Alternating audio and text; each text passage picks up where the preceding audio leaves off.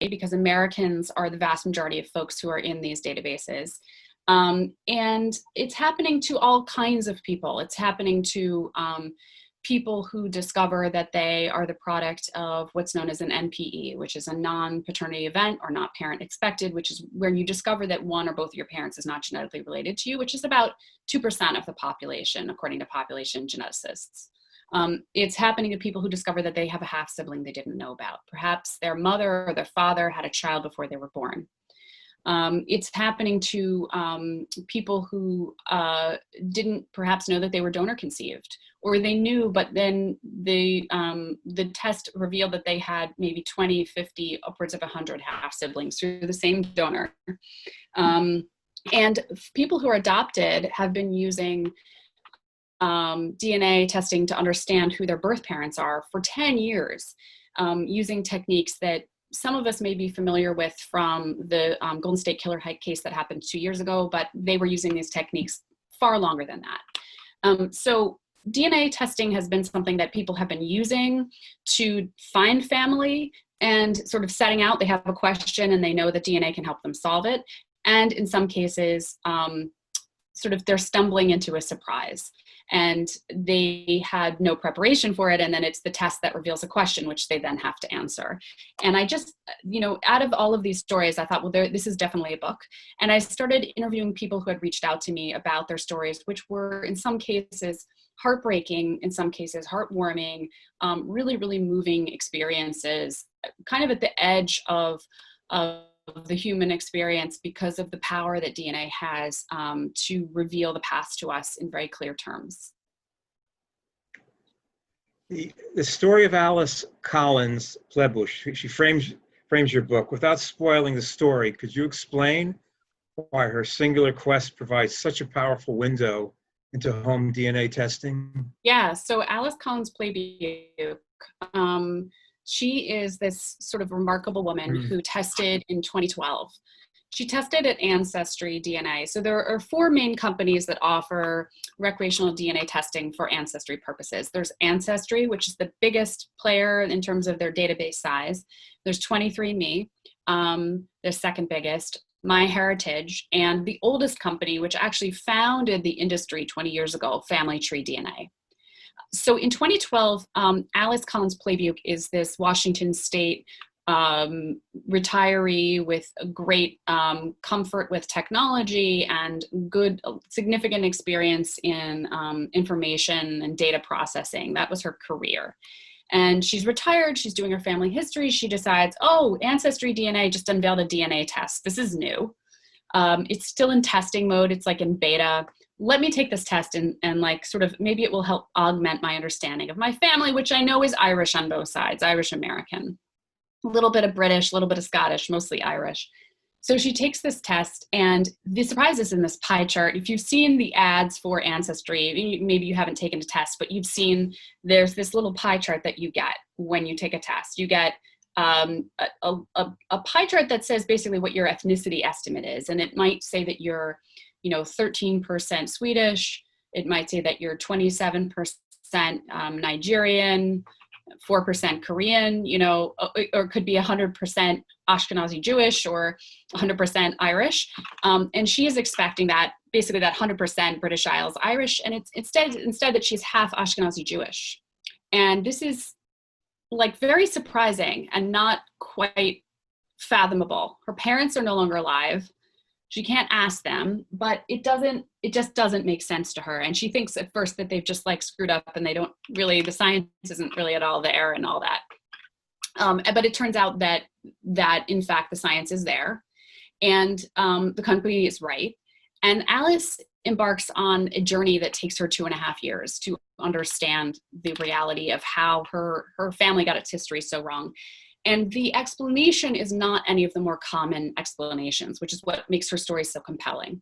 That allows me to structure the book by telling you her story. She's a detective. She's throwing out theory after theory. And as she dismisses each theory, I can show you what it looks like when the theory is the case for somebody else. So for instance, she's not a child of adoption. She's not the product of a non-paternity event. She's not donor conceived. She's not from a family that basically decided to assimilate by pretending they were someone else. These are all more common explanations for why you might get a pie chart that's not what you expected, right? So there might be historical reasons why your family decided to assimilate or perhaps, pass as a different race. And these are all things that are being uncovered in a sort of moment of reckoning. But for Alice, it's none of these explanations. It's something very surprising. And, you have to read the book to find out, because it's like, huh? And I think that the reason her story is so compelling is, number one, she's just really intelligent. She has this great dry humor. She's fabulous at explaining the science. She's just a wonderful, smart human being. But also her story contains the story of so many other stories, because as you peel back the layers of the onion, you get to hear other people's stories. And a lot of people that I interviewed who either reached out to me when I wrote the Washington Post article or who I found through reporting, trusted me with stories that were incredibly moving. Stories of heartbreak in many cases, where they discovered that things weren't exactly what they thought in terms of who they were or their families or what their parents had told them. And then they needed to reconcile with that truth and begin to think about reaching out to their genetic kin and what that would look like, and then experience either a warm reception or sometimes rejection. Home DNA testing, it's a fascinating phenomenon on many levels, but it is oddly both a curiosity or holiday gift and a profoundly revealing, even life-altering catalyst. How is it both? Yeah.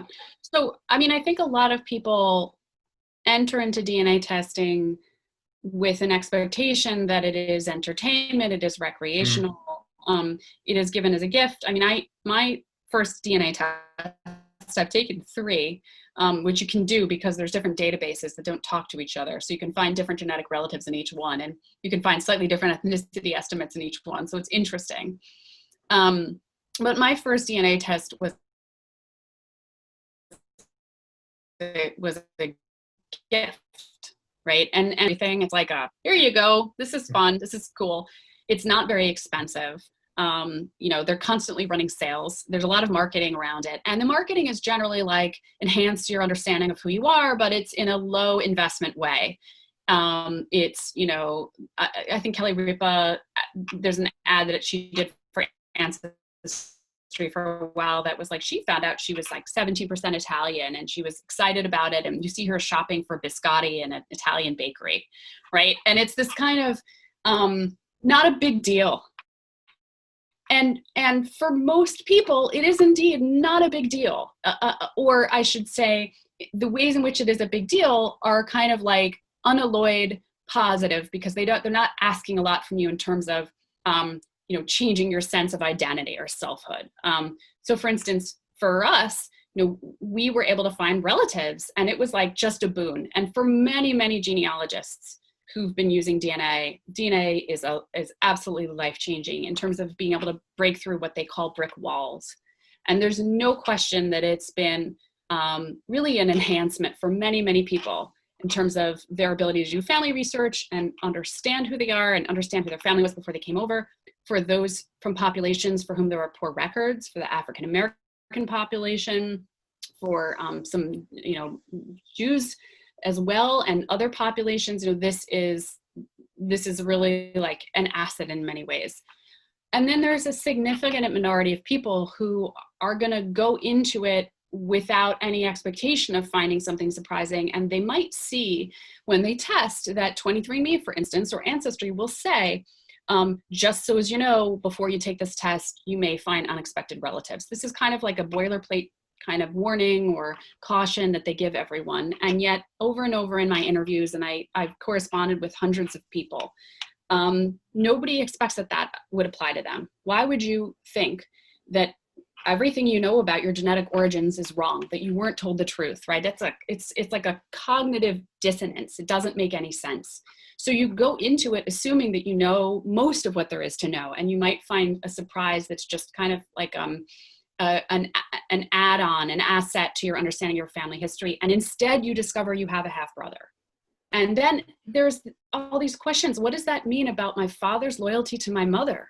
When was this child born? Does my mother know? Do I have to be the messenger of this information? Oh my gosh, my half-brother wants to have a relationship with me. Has he approached our common dad? What does this mean for my place in the birth order? I'm no longer the first child. Like, it just, all these questions about loyalty and family, and sometimes people feel very threatened by these revelations. So it's just a kind of a moment when we're all grappling with our understanding of what a family should be, how much we owe each other if we discovered one another as siblings in our 40s. And not everyone answers these questions the same way. And what I wanted to do in The Lost Family was follow these stories, right? Talk to people over the course of months, 6 months, 9 months, a year, sometimes more. How do these relationships evolve? Do their genetic fathers want to have contact with them? How do they feel about their genetic children? Did they decide to get to know them? And how do they feel emotionally too? And it's just it's an absolutely profound experience that literally millions of Americans are going through right now. It's just, in terms of, Black Lives Matters, and the question of, what did your research reveal about the implications of home DNA testing for the African American community, given the history of slavery in America? Yeah, so, I mean, the thing about records is that records tend to coalesce around the people with the power, right? So, if you are someone who had less power, if you were someone who was never taught to read or write historically, if you didn't have paper, you simply, there would be no record of your life. And for those who were taken during the slave trade, they were ripped from all of their connections. There was no records. Their names were not registered on the census up until, I believe, the 1870 census was the first one with, with names. So previously enslaved persons would have been tick marks on a census. If you can't get back before 1870, if you can't trace back before then, you're kind of stuck. And DNA is this powerful tool. So suddenly you no longer need those records, right? You're no longer dependent on the fact that, man, my ancestors didn't even get to, their surname was the surname of their slave owner, or they were split up and moved around the country and separated from one another, these things that make it so challenging to trace a family tree. You're no longer dependent on that. And I tell the story in the book of one African-American genealogist who is able to find through DNA, not just the country, not just the region, but the specific people within the specific region, within the specific country that one of his branches comes from. And he's able to do research on their language, and he's able to do research on their history. And then he is able to make contact with a cousin who's in Africa and correspond with that person so that he can better understand where his people came from along that branch. That's an incredible gift, right? So that's also part of the story of DNA testing, is the way that it can give back people that power that traditionally would only have been kept in civil registries and census records and things like that. This year marks the 20th anniversary of home DNA testing for ancestral purposes. That's a pretty extraordinary milestone. How did the industry start? Yeah, so the industry started through a guy named Bennett Greenspan. No relation to Alan. No relation, although okay. I believe that he was at one point hoping to use DNA testing just to find out, but I think he told me that he consented. I can't quite remember the story. Okay. He's a funny guy. He grew up in Omaha, and he was at a Shiva at the age of 12. And he went around asking all the elderly relatives, where are you from? And, oh, okay. And your parents? Oh, okay. And your grandparents. And he started writing it down. He was 12 years old. And this grew into like a lifelong obsession with genealogy. He also happened to be an entrepreneur. He starts a business, he starts another business, and he's kind of in semi-retirement. I think he was in his 40s. And he's casting about for something to do. And his wife was sort of like sick of him being underfoot and basically said, like, get a hobby. And he kind of returned to his genealogy hobby. And he's doing this research, and he hits this brick wall, which is, you know, this common experience for genealogists is like, the records don't go back any further. What am I going to do? And he decides, it's like the late 90s, he decides that he's read a bunch about DNA testing. At that point, it's Y DNA testing. So it's looking at the Y chromosome in males. And there's some research that's been done on the Y chromosome, and he's reading these papers, and he decides to call up a scientist at the University of Arizona, I think it was, and just ask the guy who's on, you know, one of the guys, the authors of one of these papers, hey, can I have a DNA test? So he calls up the guy on a Sunday. That's the story he tells. And the guy's like, what? And he's like, hey, I just want a DNA test. And the guy's like, we don't do that. And he's like, well, where can I buy one? And the guy's like, nobody sells them. And the way that Bennett Greenspan tells the story, he has this light bulb moment, and he's like, okay, I'm gonna sell DNA tests to people like me. And what's interesting about that story is, you know, this is a story of a longtime genealogist, a guy who's been like bitten by the bug. And that's a, you know, longtime serious genealogists who go back to the days before even the internet. That's a small, maybe slice of America that that has grown and grown and grown with the advent of DNA testing and also the genealogical materials that you can get online now. So we've become more and more a nation of genealogists, a nation of seekers. But he was like a very serious, dedicated, you know, kind of, you know, a slice of that world. And he told me that he would go to conferences and he would see fellow genealogists and he would try to talk up this product that he was selling. I've got this DNA product and it's going to help you with your DNA. And people were like, what? And for a very long time, he was just selling to the most dedicated people and not selling very much. The offerings gradually expanded. Something called Autosomal Dna Testing came on the scene, which is the type of DNA testing that everyone is familiar with now, which is the type that the major companies now offer. And then you saw 23andMe enter the market. You saw Ancestry enter and MyHeritage. And it is now the case that there are over 35 million DNA test kits sold. And 80% of them are in America. So you're talking about, I think close to 10% of the US population at this point has had a DNA test.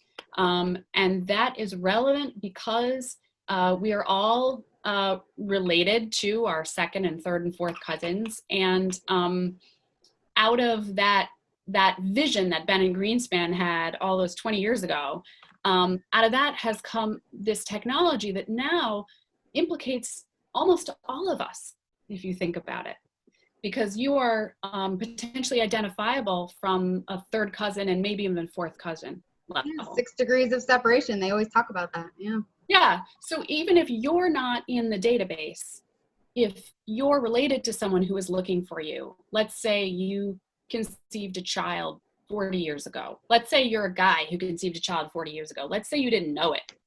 Let's say it was in high school.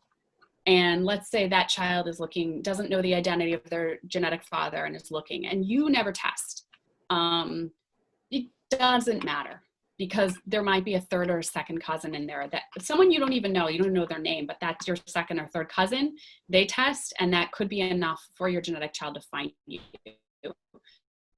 And this is important to talk about and think about, because we should all be thinking about the fact that, you know, that DNA testing may touch our lives whether or not we ever test. And there's conversations that we need to be having whether or not we participate in this technology.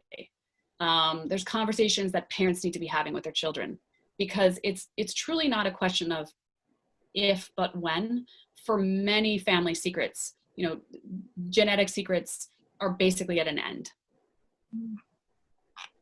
I just want to get back to NPs. You write about NPs, non-paternity events, or not parent expected. They're obviously fascinated. And how common are they? Yeah, so I think it's just under 2% of the population. So it's just under 2% of the population that that the NPE rate across culture, generally speaking. And then there's people who discover that they have a half sibling or a sibling that they didn't know about. If you take both of those numbers together, which are the most common kinds of scenarios in which someone gets a DNA surprise, you're talking about well over 1 million people who've experienced that out of those databases of about 35 million people. But the true numbers are actually higher because you also have to consider people who didn't know that they were adopted, for instance, and find out through a test. People who didn't know that they might have 10 or 20 siblings through donor conception. People who don't know that their family history isn't what they thought it was for various historical reasons. And a single sort of family secret revealed by DNA refracts across the whole family. It could impact your mom, your dad, both your siblings, and then there could be another family that you're now discovering you're genetically related to, and you have half siblings there, and now so a single revelation, my spinning into a tube and finding out something about me could impact, say, 8 to 10 people. So you're talking about millions and millions of Americans right now who are grappling with this. Did you know that going in, or was that surprising to you? I didn't know it going in. I didn't know what the statistics were. And frankly, nobody has done a really good job at gathering the statistics. So that was part of what I wanted to do in the book, was like talk to population geneticists, talk to genetic genealogists, talk to experts, talk to the companies. The companies don't keep data, at least not data that they release on this. But, I think if you're going to get your arms around this phenomenon, you have to know how common it is. And so I've tried to kind of take a stab at how common it is. And frankly, like, the databases are only growing. So, every day there's more people, and I get emails and messages on LinkedIn and on Twitter, and people are still reaching out to say, okay, this just happened to me. What do I do? This just happened to me. I don't even know how to process it. Seth, I have a question from the Q&A. Can I? Yeah, go ahead and that's ask it? that definitely, if you don't mind. Good, Absolutely. please. So Gina was wondering, I would love to know your thoughts on whether or not the use of DNA databases is ethical to use in regard to solving crimes. The example that comes to mind, and I know you do talk about this in your book, is the process in catching the Golden State Killer. Yeah, so that's a great question. People are probably familiar with this, but this was, I want to say it was April of 2018. And the technique that was used by law enforcement with the help of a genetic genealogist was to take crime scene DNA and basically upload it to a third-party company, a third-party DNA database called GEDmatch. And GEDmatch is a company that accepts uploads of genetic information gathered by other companies. So if you tested Ancestry, you can get your information, download it from Ancestry, upload it to GEDmatch, and kind of get the databases to talk to each other so that you can find a genetic relative who maybe tested at 23andMe and downloaded their information and uploaded it there. In this case, what law enforcement did was upload the crime scene DNA and then look for genetic relatives of this individual and uncover his identity that way. And it was very interesting because it was done through distant cousins, third, fourth cousins. And in the beginning, there was a big privacy uproar, partly because the data that had been gathered in this way, the DNA that people had been uploaded for one purpose, which was to do their own family history research. They had not consented to have it used in this way. And the company that had allowed this unwittingly, without meaning to, then kind of created like an opt-in system. And there's another company, Family Tree DNA, also has basically an opt-out process. But essentially, if your DNA is going to be used this way, you now, in theory, have some say over that. And that has allayed, I think, some privacy concerns, but there are others. And I've talked to legal experts, who say that these are essentially fishing expeditions, that they're not in keeping with this kind of intent of the Fourth Amendment, that they're not, the use of genetic information this way is not sufficiently protective of privacy, that it's too much like surveillance, and yet I have noticed that the U.S. population is not particularly concerned about it. I assumed when I was writing the book, because it happened right as I started writing my book, as I started getting into the meat of the reporting, I thought, wow, this is like a game changer and people are going to be so upset and angry. And in fact, they were not. There was a vocal minority of people who were, but it seems that the polling I've seen is that most Americans are in favor of this if it's been used to catch the worst of the worst. And so far, it's been mostly used to catch people who've committed, allegedly, until it's proven, homicides and rapes. But there are concerns about a slippery slope, and it's been used in some cases to arrest women who abandoned their babies who later died. And I've definitely heard increasingly loud concerns about that kind of use because of the fact that it doesn't allow for instance, for mental health issues when you're just arresting the woman. So it's something I'm keeping my eye on. It hasn't really been, from what I can tell, really tested in a courtroom. There have been trials where it's been used, but you haven't seen a defense attorney really attack it yet. So is that something you think you're going to see soon? I wonder. I'm not sure. I'm surprised I haven't seen it yet. So I'm not sure. You know, the other thing I forgot it was in your book, but in terms of the Innocence Project, you know, Barry Shank, as testing's improved, it's certainly, we hear about these horrific cases, people spending umpteen amount of time in prison, and right. So it's that, that positive aspect. Yeah, and I mean, there have been cases where, you know, it's interesting. There have been concerns about the misuse of this, and you haven't really seen it with the autosomal DNA use, where there's, you know, really sort of flawed outcomes that I know of. But previously, when law enforcement was using Y-DNA, you had some cases where people were implicated or were made a person of interest who truly were not. Shouldn't have been roped in, probably. If this is able to find people who were never on law enforcement's radar, which has been the case for probably most of these, right? The Golden State Killer was a police officer briefly. He was never on anyone's radar. And there's a guy named Paul Holes who was an investigator who was involved in the Golden State Killer case, very heavily involved. And his contention is that, you know, if you want to protect people from being dragged in to a case when they're nowhere near, shouldn't really be anywhere near the case, his contention is that this is a better use, because he says, you know, we get so many tips of names that are not actually, you know, the culprit, and then we have to go out and investigate those people. And in some cases, you know, there's additional investigation, or there even may be DNA testing to eliminate them. And so his contention is that there's actually less invasiveness if you're using this technique, which is interesting. So yeah, I think, yeah, I'll stop there.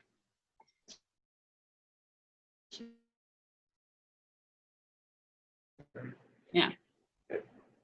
I mean, me going next is, I guess, is autosomal DNA testing begin to slow?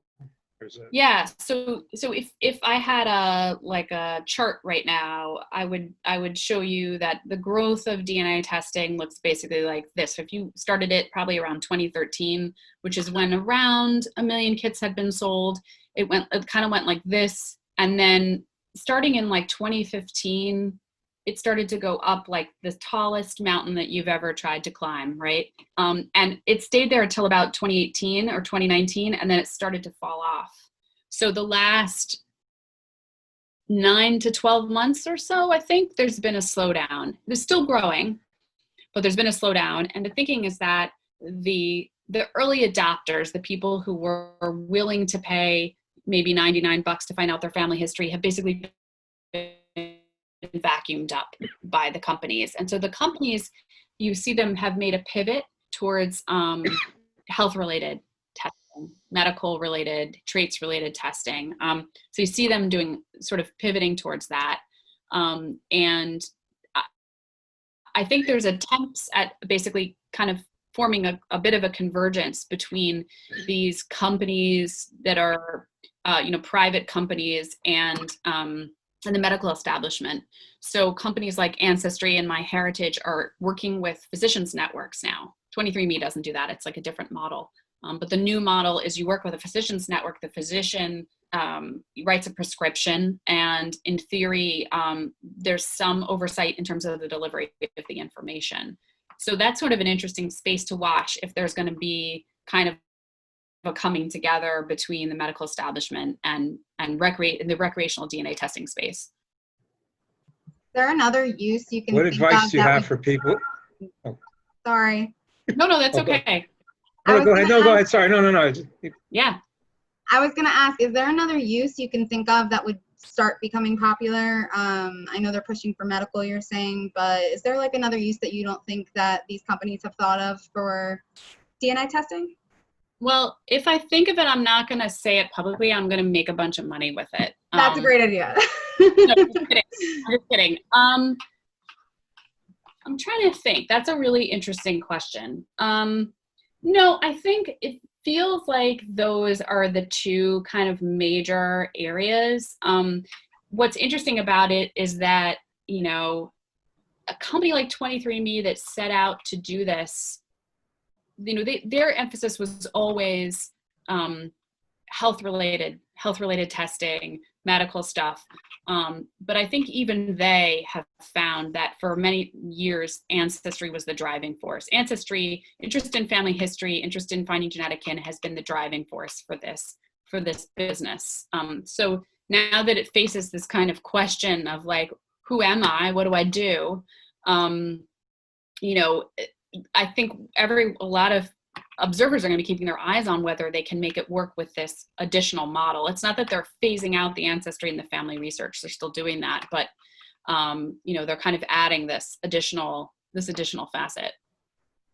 Yeah, and we have a question that's right alongside this. It says, how do you think DNA testing may change in the future? Will the technology advance in any way, or could the information be used in another capacity? So I know you were talking most of this question, but is there anything else you can add? Yeah, I mean, the technology is advancing. You're seeing different kinds of testing. You're seeing more comprehensive testing as it becomes cheaper. It's that the testing more and more of the genome had been prohibitively expensive. So you had what's typically done is genotyping, which is looking at not very many spots that you could potentially look at, but ones that are more telling in terms of the information that you're looking for. In this case, perhaps ancestry information. But as that price comes down, they're going to be able to test more comprehensively. And they're also, if anyone here who's done a DNA test knows that, within a certain amount of time, your ethnicity estimate changes, and all of a sudden you have something that gets better and something that disappears. And you're like, wait, I thought I was whatever I thought I was. I at one point had 1% Korean as a result from one of the companies, and it's gone. And the reason for that is not that DNA isn't real science. And it isn't that the companies are pretty good at what they do. They are. It isn't the case that you can't trust your genetic relative predictions. You can. Those are solid. But the ethnicity estimates are a reflection of the algorithm that a particular company uses and the reference population that they've used to stand in for an entire nation or geographical region. And it's not perfect. And so they're constantly evolving it and trying to make it better. And so you asked me, where is this going? I mean, I think increasingly there's going to be better results for people, and hopefully for people who are not like European American, because thus far the results are really, really good if you're of European descent, but other populations have not traditionally gotten such granular data. And so people whose ancestry comes from Africa, Asia, Latin America, hopefully those results will also improve for them. I just want to ask you, I have your book here. For anyone, let's put it up, buy it. Okay. There was a picture you have. There's a picture you have of Alice. And it looks like, I don't know, is she in Europe? And it looks like my time when I spent Soviet Union, Leningrad. Do you know where that was taken? Very interesting. There's a very European-esque. Yeah, I want to say, was she in St. Petersburg? And is That's that right. or is that in an article? I can't remember if we ran Looked it. It looked by Nevsky Prospect. Yeah, I think so. So my mind isn't deteriorating. Plenty of fun nights. I mean, great time. So it's a beautiful shot. Yeah. Yeah, no, Alice is amazing. I mean, I really enjoyed spending time with her because she has this kind of fabulous organized mind. And she basically embarked on an existential whodunit. I mean, she was faced with a quandary most of us, I think, would have thrown up our hands. And the reason is that, you know, nowadays the databases are quite large. And that means that if you test, you are likely to find a close cousin, second cousin, first cousin, half sibling, parent, aunt. And finding someone that close makes it very, very easy, relatively speaking, to figure out whatever the question is that you're trying to answer. If you're looking for your genetic father, if you're looking for a sibling, that's made relatively easier. But when Alice tested, the databases were way small. So she was dealing like third, fourth, fifth cousins. And her search was additionally complicated by the fact that she is half Ashkenazi Jewish, which is an endogamous population. And that means a population that intermarried and with cousins marrying cousins and within the, you know, marriages within the close community. And there's other populations for whom that is true. I am half Ashkenazi Jewish and half a kind of an American mix with a lot of like British colonial America in there. And I have endogamy on my Ashkenazi Jewish side and my colonial British side too. So how did that happen? That's it. Can you? Small population. It's a, yeah. You know, for Jews, it's a small population, and there's basically what happens is that when you're related to somebody multiple ways. So if you go way back and there's perhaps maybe the population's bigger now, but at some point it was more small. And, you know, maybe you have like a first cousin marriage or second cousin marriage, or in my family, I think we have like two sisters marrying two brothers, right? But it happens over and over and over.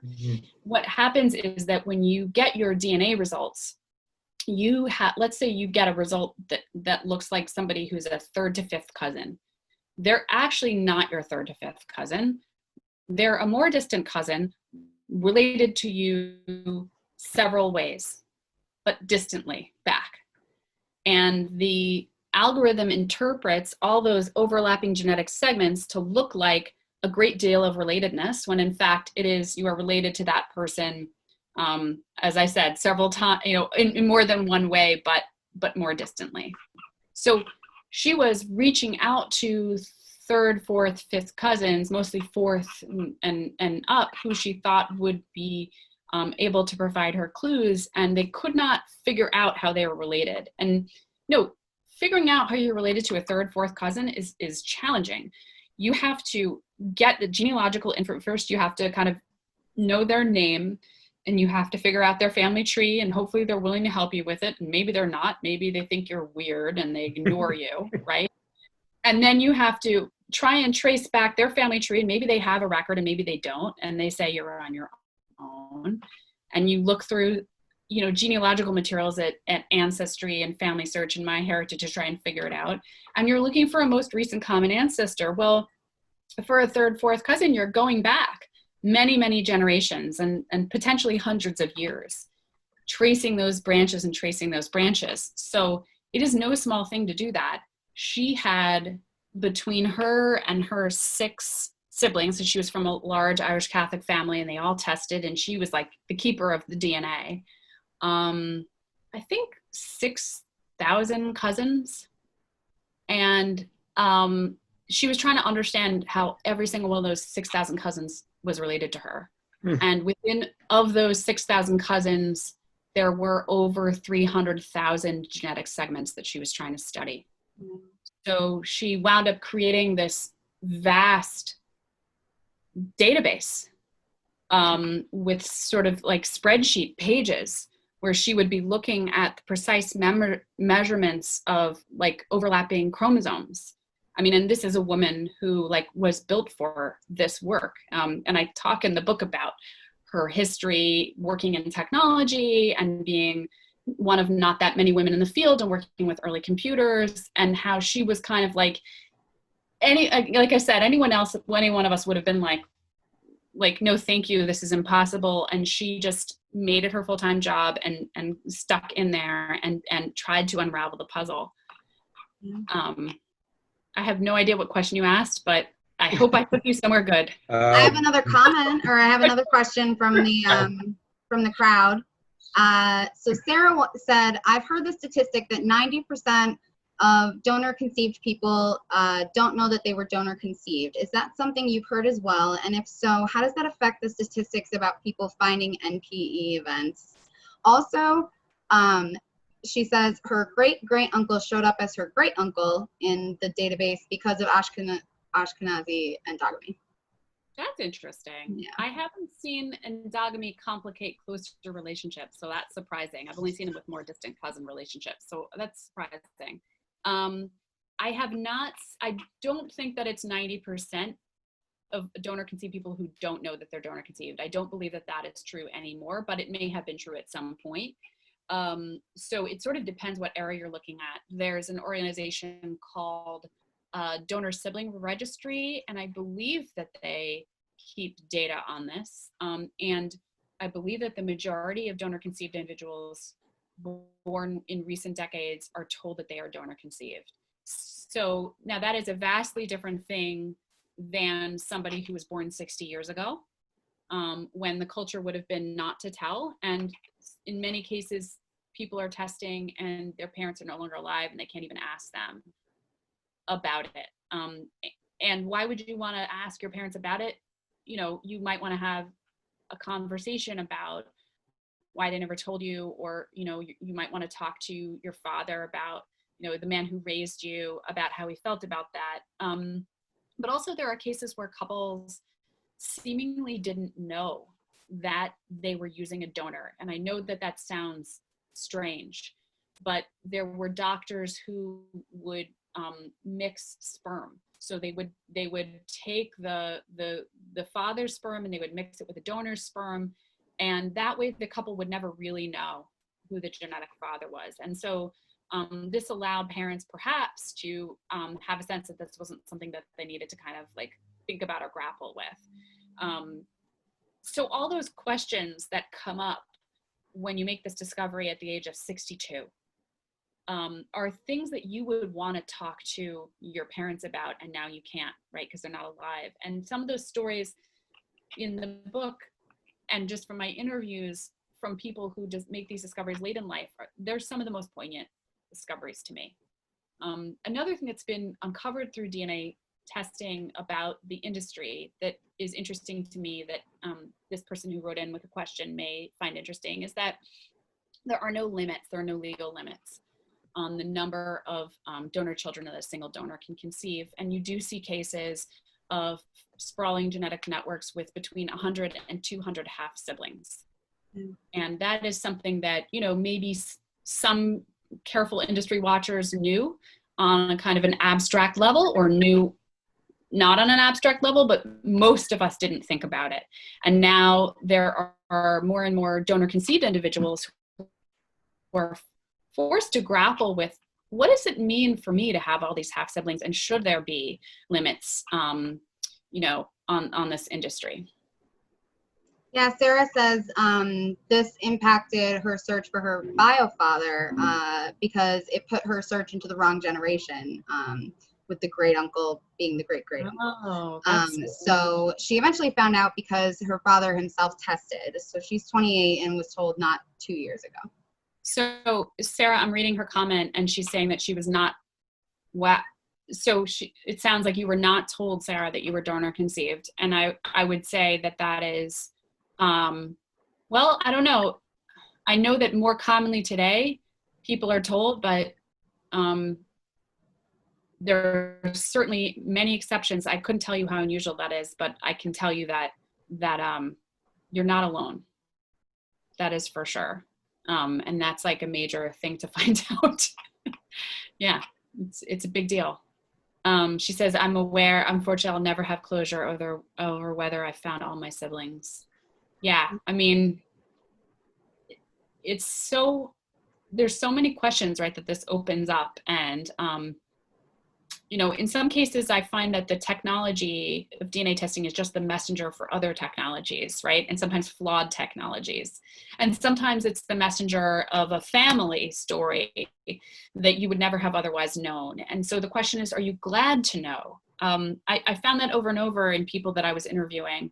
I'm just going to close this box, but you'll tell me if there are other good, you know, other questions.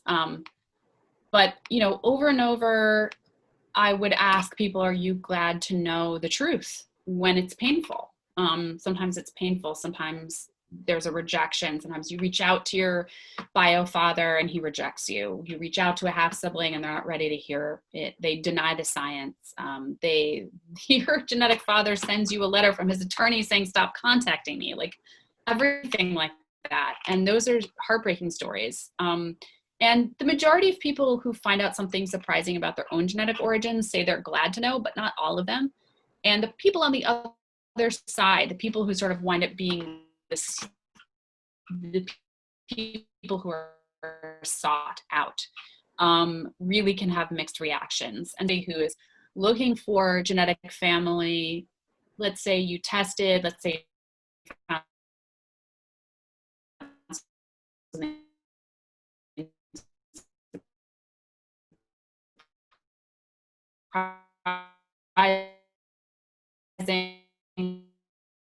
let's say you cried and you grappled with it and you talked to your mom and you realized your father's not genetically related to you, and now you have this other thing. Write a letter and really profound feeling of rejection, sometimes a feeling of being rejected twice over, for somebody who maybe already had a rift with their family of origin, the family that they were raised in. And there's a growing community of psychologists who are starting to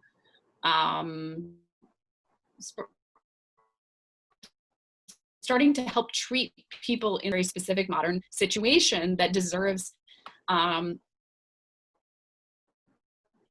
know, it deserves special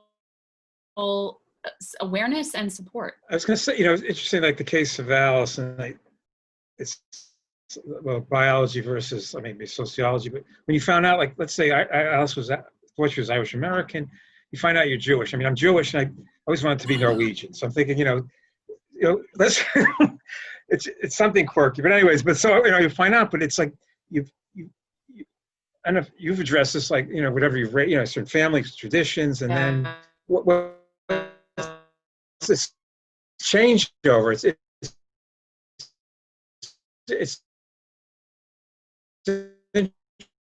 interesting.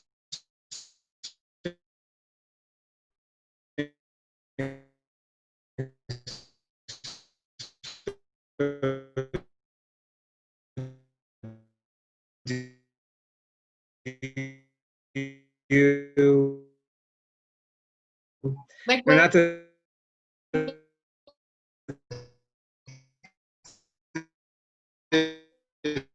and, you know,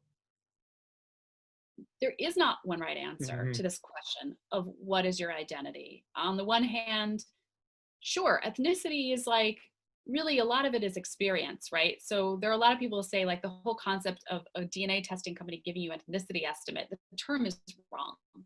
It should be you know, biogeographical ancestry or ancestral origins. I think that's what 23andMe calls it.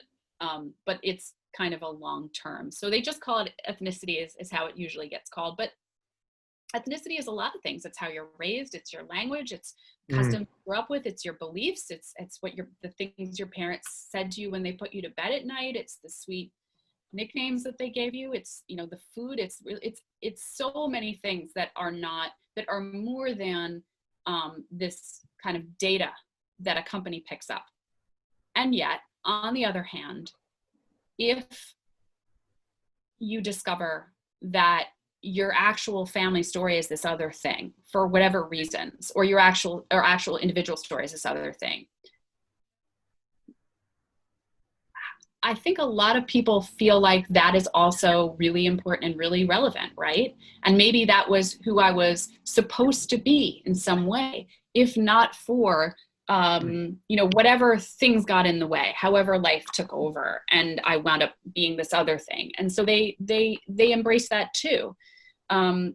So there's a guy in the book named Rosario, right? And Rosario is like, he's Sicilian, is his understanding of himself. He's like this fascinating guy, always searching for his identity. He's very attached to the Sicilian identity that his mother told him they had, that came from her. And, you know, lo and behold, through DNA testing and genealogical research, he finds out he's not Sicilian. He is in fact part African-American. And it's hidden from him. And the reason that it is hidden from him is because his mother was the product of, you know, a Black father and a white mother who were the family was basically driven apart. They were having an extramarital relationship. They were having an affair, and the Black man was put in jail for it. And the family was basically disbanded, and the two children were put into foster homes. And this mother of Rosario experienced racial discrimination in her small town in Vermont. And she goes and she has a child, and she does not want him to experience what she experienced, so she tells him that they're Sicilian. So would Rosario say, no, I'm the product of experience, only I'm still Sicilian and I'm not Black? No, of course not, right? He wants to know the true story, the full story. The full story is that he is also Black, and in fact, not at all Italian. And you could not conceive of saying to that man, your ethnicity is just what you were raised with, because in fact, what he was raised with was a fiction for reasons of you know, history's cruelties. So there's a reckoning right now. There's a reckoning with the past and what the past can tell us about, you know, cultural stigmas that were really very often very cruel towards people. Stigmas about, you know, about donor conception, for instance. You know, why were children not told? Why were some children who were adopted not told that they were adopted? So there's this kind of moment where you know, we're seeing how the past, even if our culture has changed and we're no longer kind of caught up in certain things being taboo that once upon a time were, maybe those truths were still never told, because secrets have a circular logic and they just kind of keep. You start a decision to keep a secret in 1960 and it remains. And now we're in this moment when it's all being exploded all at once. And I think that the questions that are raised by DNA testing are relevant whether or not you ever take a DNA test, because there are questions about what identity is and what ethnicity is. Is it DNA? Is it experience? What is family? Is it love? Is it biology? You know, obviously it's both, but people are like on a one by one, family by family, individual level grappling with this now because they paid $60 and they took a DNA test. And that's an incredible thing. It's just a sea change. It's just an incredible moment that Americans are going through. Yeah. I know you took a DNA test. Did you find anything surprising for yourself or anything exciting, or like, are there other sort of, you were saying that this ethnicity is not just how we describe where you come from. Did you find any ethnicity facts that you thought were surprising? Other journalists, maybe writers in your family? Yeah, nothing like that. We found like that we were able to